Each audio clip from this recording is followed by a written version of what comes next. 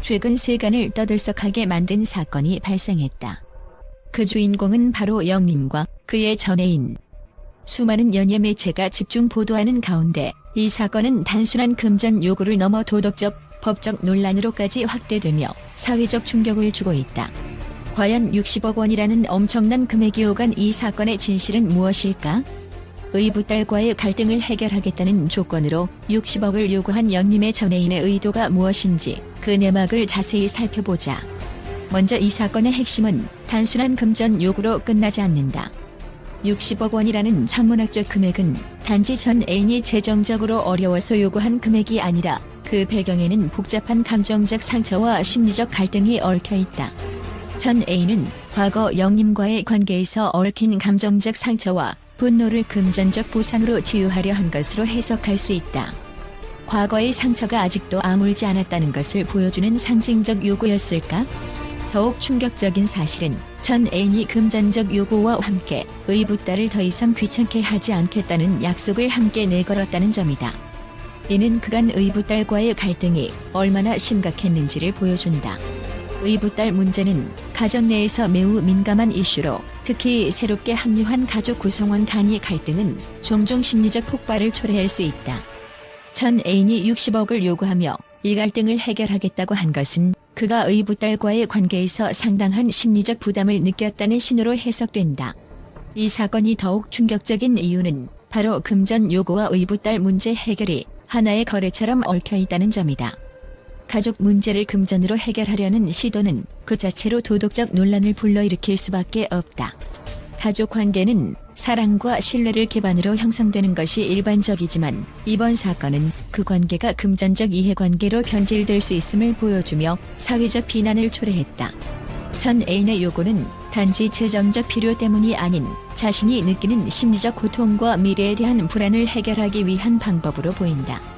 그는 단순한 금전적 보상만을 원한 것이 아니라 그동안 자신에게 큰 심리적 부담이었던 의붓딸 문제를 완전히 끝내기 위한 약속을 요구했다. 이는 가족 내 갈등이 경제적 거래의 도구로 전락한 사례로 볼 수 있으며 특히 의붓딸과의 관계에서 발생한 갈등이 그동안 얼마나 심각했는지를 단적으로 보여준다. 그렇다면 영림은 과연 어떤 선택을 할 수 있었을까? 전 애인의 요구를 받아들일 경우 60억 원이라는 엄청난 금전적 부담이 뒤따른다. 그렇지 않으면 의붓딸과의 갈등이 계속될 가능성이 크다. 이는 영림에게 매우 어려운 선택의 기로를 안겨주었을 것이다.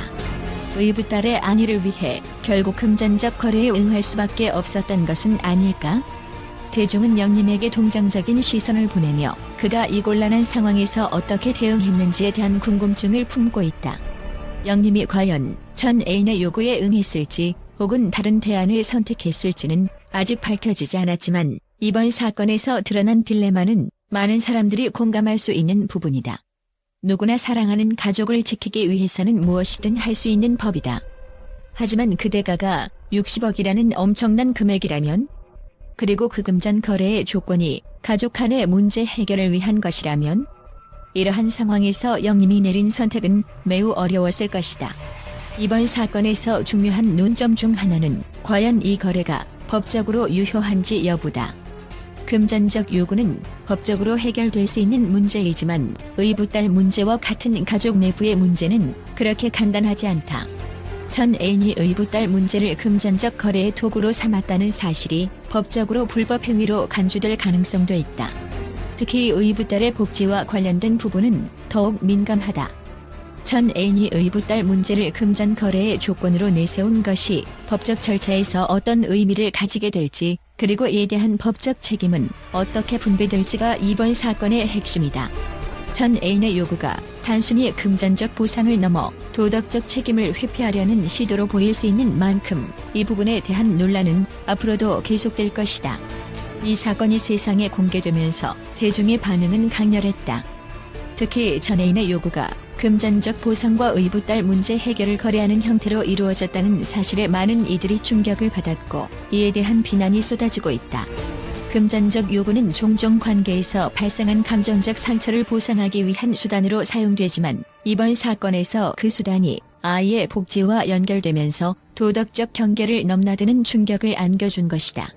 전 애인이 금전적 보상을 요구하며 의붓딸 문제를 더 이상 거론하지 않겠다고 약속한 것은 그동안 의붓딸과의 갈등이 얼마나 심각했는지를 단적으로 보여준다.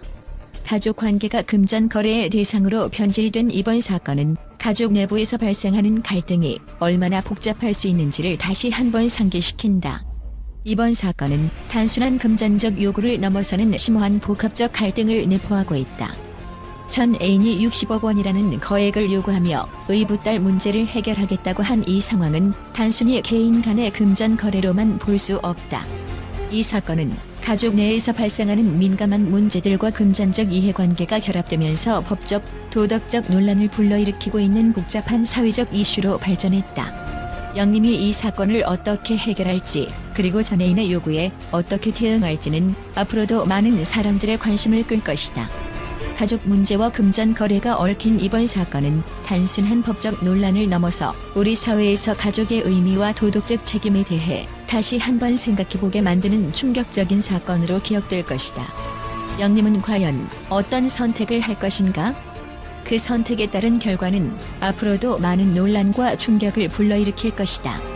또한 영님의 전 애인이 60억 원을 요구하며 의붓딸을 포기하겠다는 선언은 단순한 가족 내 갈등을 넘어 사회적, 법적 논란을 일으켰지만 이와 관련해 여러 전문가들은 보다 긍정적인 시각을 제시하고 있다. 국제관계 및 심리학 전문가들은 이 사건이 단순히 금전적 요구에 그치는 것이 아니라 복잡한 심리적, 사회적 배경을 반영하고 있음을 지적하며 이를 통해 영님과 그의 전 애인 간의 갈등이 해결될 수 있는 가능성에 주목하고 있다. 첫째로, 많은 심리학 전문가들은 전 애인이 60억 원을 요구한 것은 단순히 금전적 이익을 노린 것이 아니라 오랜 기간 쌓인 감정적 상처와 갈등을 치유하려는 심리적 반응일 가능성이 크다고 본다. 관계가 끝난 후에도 남은 미해결된 감정은 종종 금전적 요구로 표출되곤 한다. 이번 사건에서도 의붓딸과의 갈등이 장기적으로 해결되지 못한 상태에서 전 애인은 금전적 보상을 통해 이 문제를 해결하려 했을 가능성이 크다. 또한 의붓딸과의 갈등이 얼마나 깊었는지는 명확하게 밝혀지지 않았으나 전문가들은 가족 내에서 발생하는 문제들이 종종 생물학적 자식과 의붓자식 간의 관계에서 더 복잡하게 나타날 수 있다고 지적한다. 따라서 이번 사건을 통해 전 애인은 의붓딸과의 갈등을 완전히 종결하고 자신에게 남은 감정적 부담을 덜어내려 했을 가능성이 있다. 이런 맥락에서 전문가들은 금전적 요구가 비록 도덕적으로 비난을 받을 수는 있지만 감정적 문제 해결에 실마리를 제공할 수 있다고 긍정적으로 평가한다. 법률 전문가들은 이번 사건에서 법적 논란이 복잡하게 얽혀 있음을 인정하면서도 전 애인이 60억 원을 요구하며 의붓딸을 포기하겠다고 한 약속이 법적으로 새로운 가능성을 제시할 수 있다고 분석한다. 일반적으로 가족 내 문제는 법적 책임보다는 도덕적 기준에 따라 해결되기 마련이지만 이번 사건에서는 금전적 거래가 직접적으로 연관되었다는 점에서 새로운 법적 해석의 필요성을 제기하고 있다. 특히 전문가들은 이 사건이 현대 사회에서 가족 관계와 금전적 문제 사이의 경계가 모호해지고 있다는 사실을 반영한다고 본다. 많은 경우 부모와 자식 간의 갈등이나 양육 문제는 금전적 합의를 통해 해결되는 사례가 점점 늘어나고 있으며 이번 사건도 그 연장선상에서 이해할 수 있다는 것이다. 따라서 이번 사건은 단순한 도덕적 비난을 넘어서 법적 해석의 변화와 가족 내 문제 해결에 대한 새로운 기준을 제시할 가능성이 있다고 평가된다. 국제 전문가들 또한 이번 사건에 대해 긍정적인 시각을 제시하고 있다. 특히 서구 사회에서 가족 문제는 종종 금전적 합의를 통해 해결되며 이러한 방식이 가족 구성원들 간의 심리적 안정을 도모하는 데 유효한 수단으로 작용할 수 있다는 것이다. 전 애인이 의붓딸과의 갈등을 종결시키기 위해 금전적 보상을 요구한 것은 그가 가족 내에서 겪었던 심리적 압박을 해결하기 위한 일종의 방법일 수 있으며 이는 사회적으로 받아들여질 수 있는 합법적 절차로 인정될 가능성이 크다. 국제 분석가들은 또한 이번 사건이 개인 간의 문제 해결을 넘어 사회적 가치의 변화를 반영하고 있음을 지적한다. 전통적인 가족 구조에서 벗어나 다양한 가족 형태가 등장하면서 가족 내 갈등 해결 방식 또한 변화하고 있다는 것이다. 따라서 전 애인이 금전적 요구와 함께 의붓딸 문제 해결을 제시한 것은 현대 사회의 가족 문제 해결 방식에 대한 새로운 시각을 제공한다고 평가된다. 이번 사건을 통해 우리는 가족 간의 갈등이 금전적 합의를 통해 해결될 수 있는 가능성에 대해 다시 한번 생각해보게 된다. 물론 많은 이들이 금전과 가족 문제를 연결짓는 것에 대해 도덕적 반감을 가질 수 있다. 그러나 일부 전문가들은 이러한 방식이 가족 구성원들 간의 심리적, 정서적 문제를 효과적으로 해결하는 방법이 될 수 있다고 주장한다. 금전적 보상은 관계에서 발생한 상처를 치유하는 데 있어 하나의 수단으로 작용할 수 있으며, 이번 사건에서 전혜인이 요구한 60억 원은 그러한 심리적 치유의 과정일 수 있다는 분석이 있다. 결론적으로 이번 사건에서 전혜인의 금전적 요구와 의붓딸 문제 포기 선언은 단순한 도덕적 논란을 넘어 가족 문제 해결의 새로운 가능성을 제시하고 있다. 물론 이러한 방식이 모든 상황에서 적용될 수는 없겠지만, 전문가들은 이번 사건을 통해 현대 사회에서 가족 관계와 금전적 이해관계가 어떻게 얽혀 있는지를 재조명할 필요가 있다고 주장하고 있다. 이 사건이 앞으로 어떻게 전개될지, 그리고 영림과 전혜인이 어떤 결정을 내릴지는 여전히 많은 사람들의 관심을 끌고 있다.